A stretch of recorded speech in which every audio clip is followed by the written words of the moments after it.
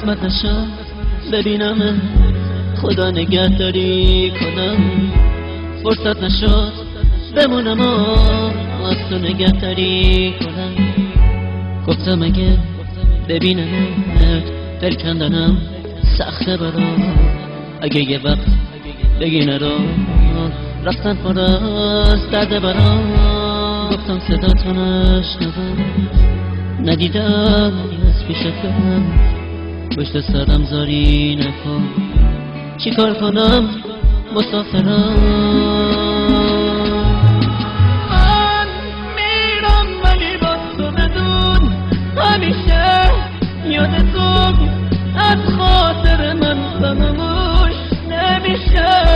گل من خوب میدونی بی تو تک و تنهام عزیزم. اگه تو نباشی میمیرم.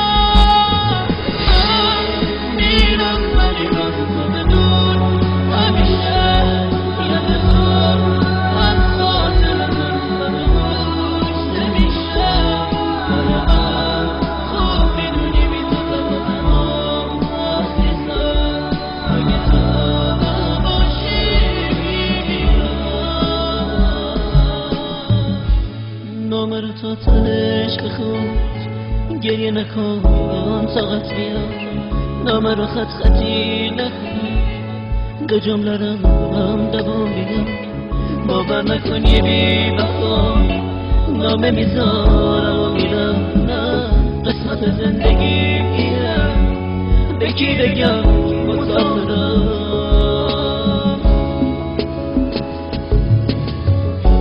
سهم من از تو دوریه، لحظه های بی کسی قشنگیه. قسمت ما که ما به هم نمیرسیم.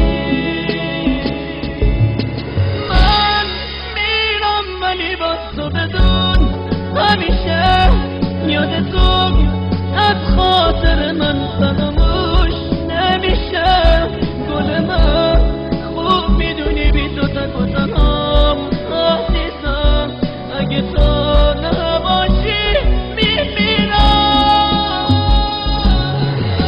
من میرم ولی با تو بدون همیشه یاد تو از خاطر من فراموش نمیشه. گل من خوب میدونی بی تو تک و تنهام عزیزم. اگه تو نباشی میمیرم.